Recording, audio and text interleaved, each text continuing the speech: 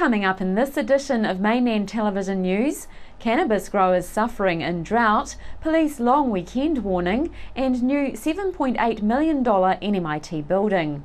Police say cannabis growers around the region are suffering in the drought conditions. Police have been conducting an aerial search of the cannabis operation around the Tasman district in recent days.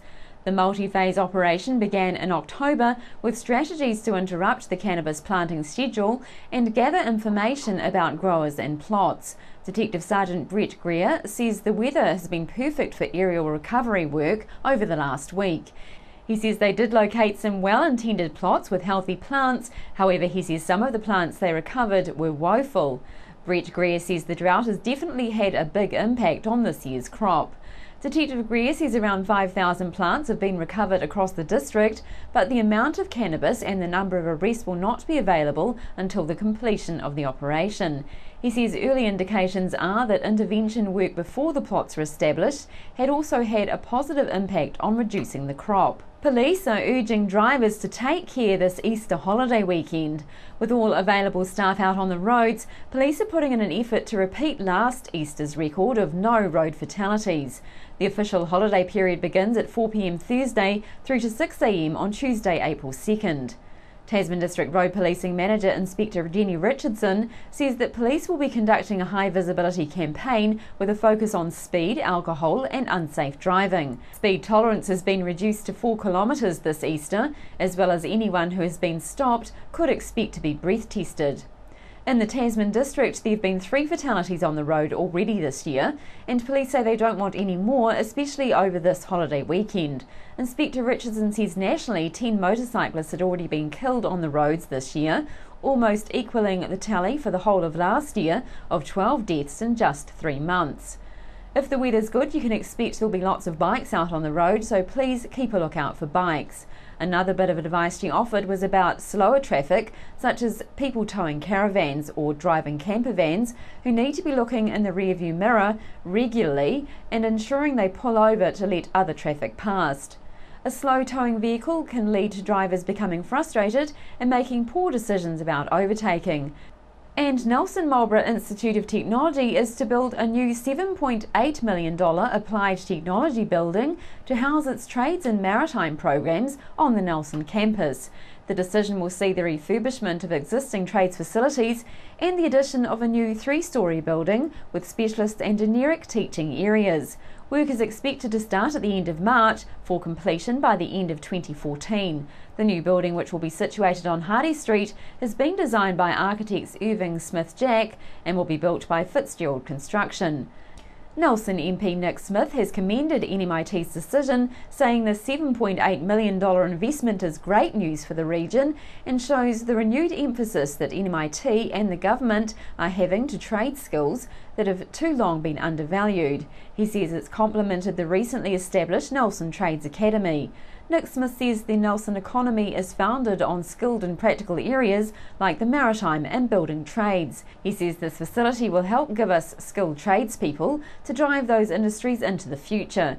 Nick Smith says it will also help boost the skills available in the South Island to cope with the massive $30 million rebuild of Christchurch. And New Zealand First says it's unacceptable that the government has ignored a High Court ruling to keep Sailsbury School open and instead is trying to shut it through what it says is dodgy backdoor politics. Disability Issues spokesperson Barbara Stewart says this year Sailsbury School has a record low number of pupils, which she says is all down to the government's behind-the-scenes meddling. She says the Ministry of Education has received more than 9 applications since September that could have boosted roll numbers had they not been declined. Barbara Stewart says the special students that attend Sailsbury School need the stable social and learning environment it provides. She says instead they're going to place these young girls' education in jeopardy by forcing them into mainstream schools, which she says is unfair. Mrs Stewart says the government won't even listen to Sailsbury School, which has declined the chance to visit the school and hear their ideas.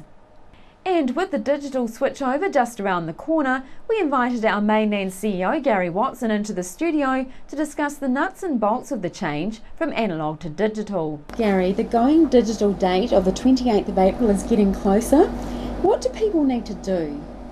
Well, it's a choice of whether it's time to upgrade your TV or not. If it is, then yes, you can get yourself a nice new TV. There's some good deals going at the moment, and they have Freeview and mainland digital already built into it. If you've got an older TV and you would rather keep it, and you can get a set-top box. Now, one of the things that people may not be aware of is that if you are over the age of 75 and you've got a community services card, you can get a free set-top box courtesy of the government, and they'll install it for you, and it won't cost you a cent. So you can go onto their website, which is on the Going Digital website, or you can call 0800 838 800. So give that number a call. If you're over 75, you've got a community services card, get on that number, give them a call, tell them you want Freeview and mainland, and they'll arrange for someone to come and put a set-top box in for you. How's that? Fantastic. Awesome. And speaking about antennas, what's all the fuss about the amateur radio antenna at Princess Drive? Well, I have got my amateur radio licence, and I do know Rick Kissing, and he's been on mainland TV, a really, really nice guy. He is a very high-tech software developer. In fact, he wrote the software that's on the Mars rover. Okay, so, you know, we need people like this in Nelson. You know, we need people like this to bring this technology here, to help inspire others. And a lot of people, they start off their careers by tinkering around with electronics and so on. A lot of folks may think that amateur radio is something with a bunch of old fossils sitting in a room playing with valves and stuff. It's nothing like it, you know. I'm using things like my smartphone here to be able to talk to people around the world in remote places.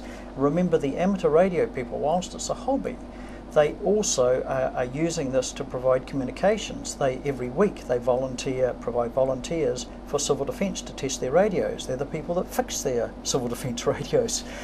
They support the police with communications. When there is a search and rescue way up in the mountains, it's way outside cell phone range, it's way outside internet. When you are working or searching in an area with a canopy of trees, even satellite phones won't work.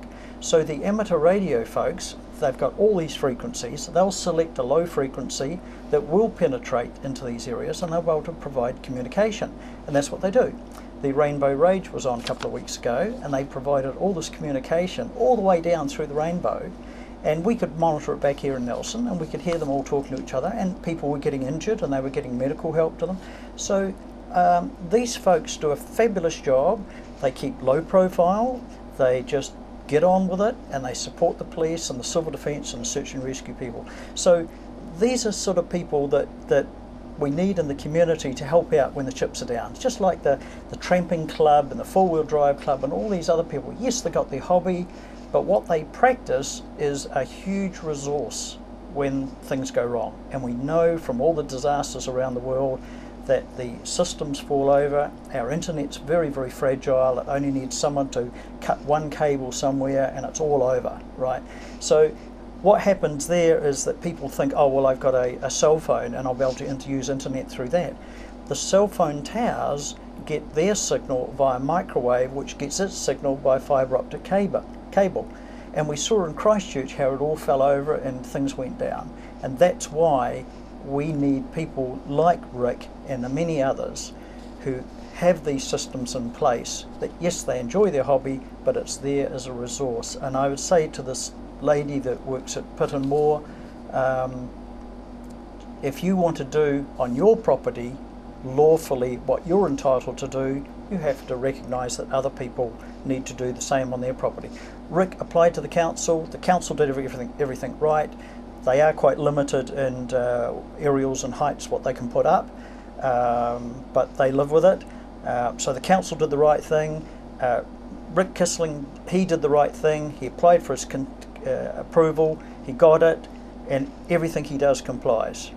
So no problem. But of course, there's always got to be a whinger somewhere, doesn't there? Well, you make the digital switchover sound very simple, and in essence it probably is. But to the average person out there, they may think it's a very complicated sort of issue. But they really need to go and see the experts, don't they? Yes, I mean, there are plenty of good television antenna installers out there. They can put you on the right track. Generally, if you can see the Takaka Hill, or you can see Princess Drive, this is on the Port Hills here, generally you're going to have no problem getting Freeview and the mainland channels with a UHF aerial. If you've got Sky, then all you need to do is plug a UHF aerial into your digital TV and you'll be able to watch us as well. So that gives you all the Sky channels, all the mainland channels, all the Freeview channels. So everybody can have everything if they want to. But yes, it can be a bit daunting. If you're in an area that you're not too sure about, then have a talk to one of the antenna installers and they'll be able to set you up for your circumstances. I mean, you might not 10 TVs in the house, or but it just, each thing is often sort of incidental to what your requirements are, so you're best to get the expert in on. And in its board meeting held on March 26th, the Nelson Marlborough District Health Board have confirmed 24/7 acute services as well as elective services will remain in Wairau Hospital in Blenheim. The board has also approved the formation of a clinically led project group under the guidance of the Chief Executive to look at how hospital services can better be provided across the top of the South. Chair Jenny Black says the board has always been committed to the future of Wairau Hospital. She says they recognise that a population of 45,000 requires a strong and sustainable hospital service. She says they recognise the geographical challenges involved and the peace of mind this service brings to Marlborough people.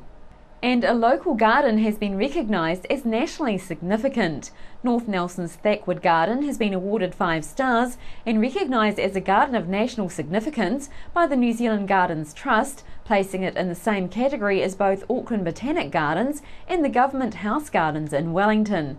Thackwood Garden is nestled in a 4th generation 300-acre farm in Wakapuauka.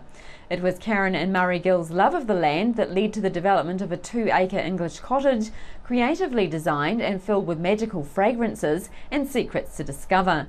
The New Zealand Garden Trust inspect registered gardens every 3 years, assessing them on numerous factors including garden design, planting design, use of ornamentation, horticulture and maintenance. Chair of the New Zealand Garden Trust, Kerry Thompson, says the Trust's main role is to foster regional networks of gardens that the public can visit. As well as being open to the public through the Trust, Karen and Murray Gill often open their garden for charitable causes, and the garden provides the backdrop for many tales of romance. Mainland's Chrissy Small spoke with Karen this week about the garden's success. Karen Gill, this is a great achievement that's been announced. This has put your gardens in botanical garden status, really. It has, and it's been 32 years really in the making. Starting off as enjoyment, my parents were gardeners, so they inspired me first, and so I started the garden, and then Murray got interested, and it's 4th generation farm. The hill behind, we started 13 years ago. Murray was rushed in for a triple bypass at 46, and we'd just put the tracks in. So friends actually helped me put the trees in while Murray did the morning teas and afternoon teas. And of course since then, his health is fine now. But I think too the garden is great. I mean, it's like a gym. It's our gym, plus enjoyment. And we're outside and we're smelling and exercising. And what we like to do, not every Sunday, but we get a picnic basket, just get a basket, wine, beer, just crackers. We go down to the pond, start there, sit, look, plan what we're going to do next, meander up the pathway to the next seat and end up in the barbecue area. Or we go down to the cottage and we call it our batch to get away from it all, have a drink down there. So we do have our quiet time, but also it's important to us to share it with other people. It's great when people pay to come through the garden because it helps with the cost of the garden, which is huge, but also it's great. New Zealand Nelson Breast Cancer Trust, I open the garden to them twice a year. I like to do that. And also we've opened it up to the Cancer Society. This has been a labour of love, obviously. Yes, it has. Yes. How many members of your family come and share in this with you? We have our family members. We've got Alana and Ashley. They don't help us a lot, of course. They're away, but they have in the past, the odd times, helped in the garden. But it's nice when they come home and see the garden, and we go down and have a drink in the garden. We've got Oakley, our little dog. Yes. He helps us. Your husband, who's your partner in life and partner in this garden, Yes. is conspicuous by his absence. Yes. I believe he's in his den doing Yes. what he does best. Yes, I would love him here. But Murray is absolutely fantastic. We do the garden together. Murray does all the hedging, he does the spraying, he does the digging. He's got a good eye. I've noticed there's He a lot has of got a straight good eye. edges Yes, in the hedging. he's fantastic with the hedges. Yeah. And the pruning, shaping of the bushes, shaping of the trees. But he loves it too. He truly does. Yeah. Now, do you think having a green thumb is integral to being able to maintain and upkeep this property? You do need a green thumb, but that grows. As you start your garden, you learn about the garden, you learn about the soil, you learn about the plants, and it just grows. And so you learn more and more. And you do need lots of energy, Yes. but you get the energy because you enjoy it. Yeah. And of course, the feedback from the public must be great. And also, you do these great charitable open days, Yes. which obviously gives back to organisations like the Breast Cancer Society of Nelson. Yeah.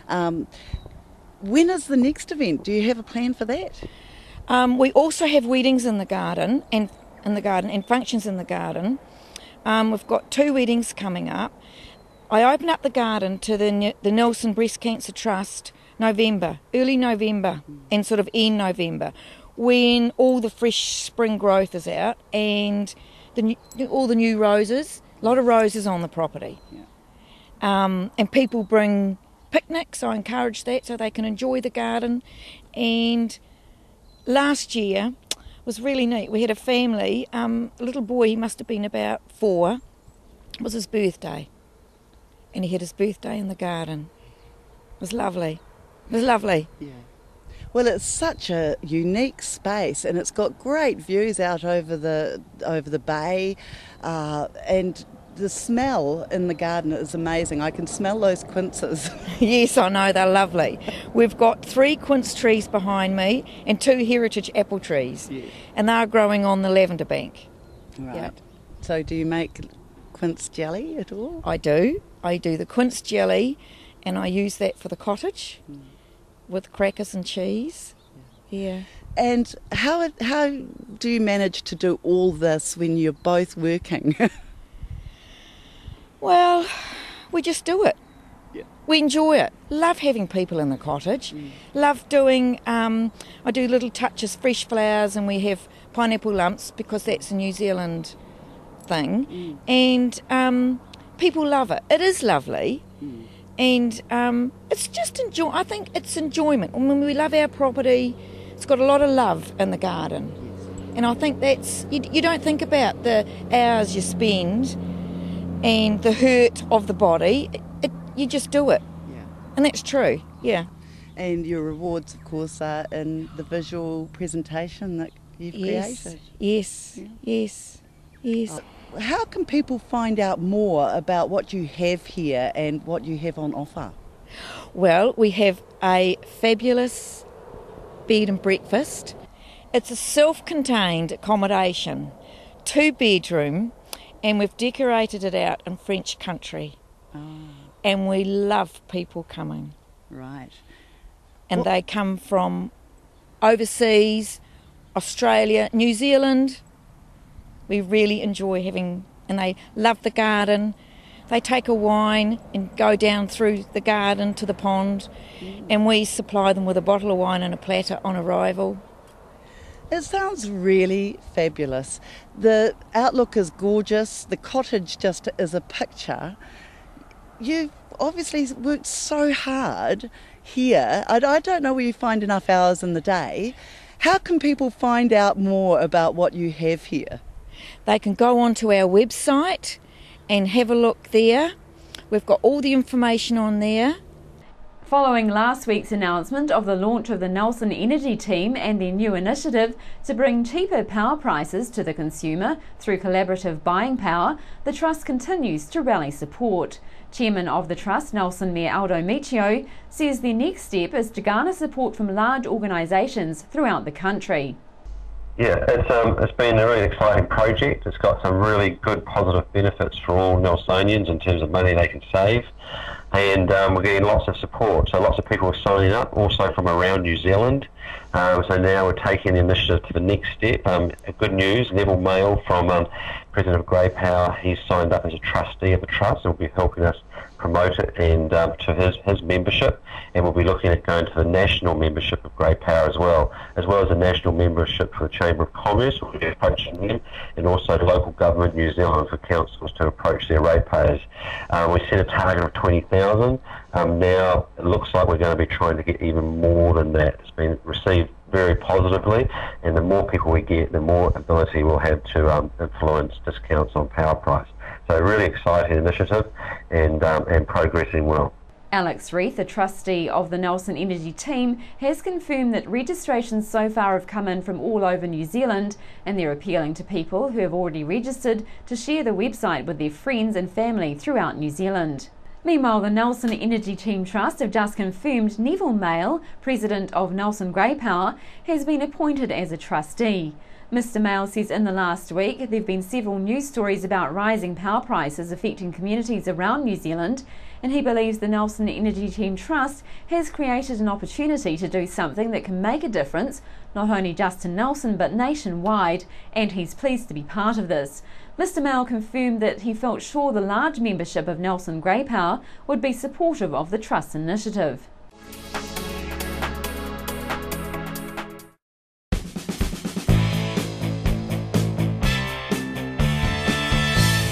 I'm Larry London from VOA Music Mix, bringing you news on the hour from around the world, plus music 24/7, from the latest hits to those classic favorites to jazz on Saturday mornings, plus much, much more. You can contact us by Googling Mainland TV or follow us on Facebook. Cheers from the team at Mainland Radio 1 and VOA Music Mix. Why would you want to pay as much as $1,000 for a single bed mattress when you can buy a high quality locally made mattress like this for as little as $220? And a queen size mattress could cost you in excess of $3,000, but at Nelson Beds you could have a mattress like this as low as $425. So why would you go out and spend a fortune on your child's bedroom when you can come to Nelson Beds and buy a complete single mattress and base set, a 7-drawer Scotch chest, a headboard and a 3-drawer bedside cabinet for as little as $979? So call and discuss our custom manufacturing options and local after sales service at Nelson Beds, Nelson's only bedding manufacturer.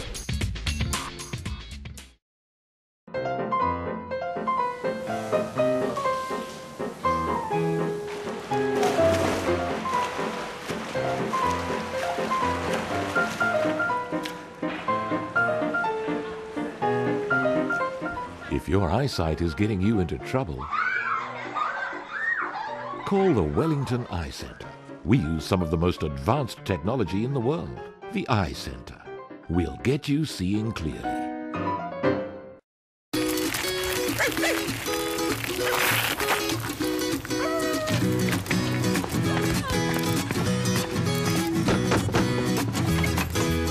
Hello, sir. Have you seen this? TV in the South Island goes digital on the 28th of April.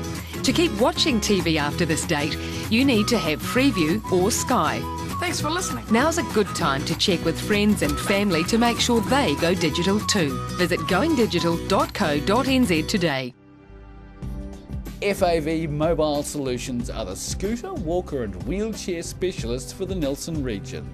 Call in and see the huge range available. Take one for a free test drive and pick up your free booklet guide. They also provide a rescue service if you ever get a puncture or a flat battery. Come in and see Robin and the friendly team at FAV Mobile Solutions in the Richmond Free Car Park opposite the Old Town Hall.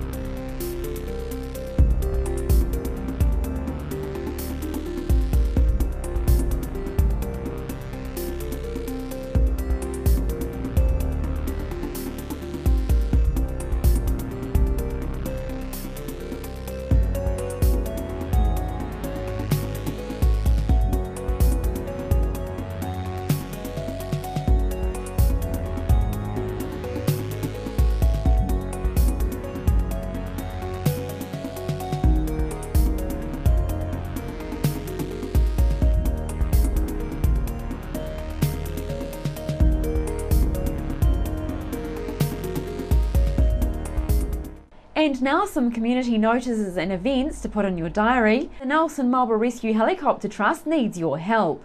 Already this year, the call-outs have been huge. Every donation matters. Support your local Nelson Marlborough Rescue Helicopter now by going to their website at www.helirescue.co.nz or by going into any local Westpac bank and making a donation. Also, cheques can be sent to PO Box 2227 Stoke Nelson. And Mapua's Easter Fair is on Sunday at the Mapua Domain. And this year the Easter Fair celebrates its 31st birthday. Come and join in on a great day of food, crafts and festivities. It's a fun day out for all. Over 300 crafts and food stalls, Fairy Grotto, Children's Area, Cafe, Main Stage, Chocolate Wheel, raffles and so much more. Enjoy a fantastic Easter at one of the country's largest family-friendly one-day events. And on behalf of the team here at Mainland Television News, thanks for joining us. Have a great Easter and do have a safe weekend, and we'll be back again next week with the latest news and events from around the region.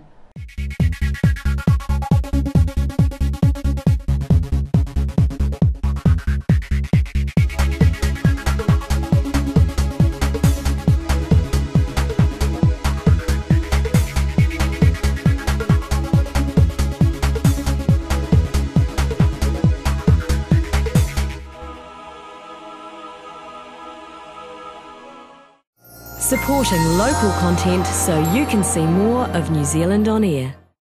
If you have a digital TV and you're watching Mainland Now, you should be able to switch between the digital and analogue TV channels, including Mainland TV.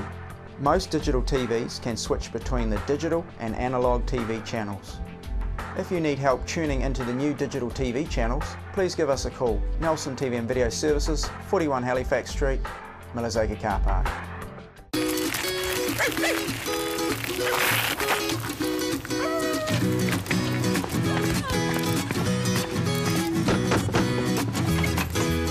Hello, sir. Have you seen this? TV in the South Island goes digital on the 28th of April.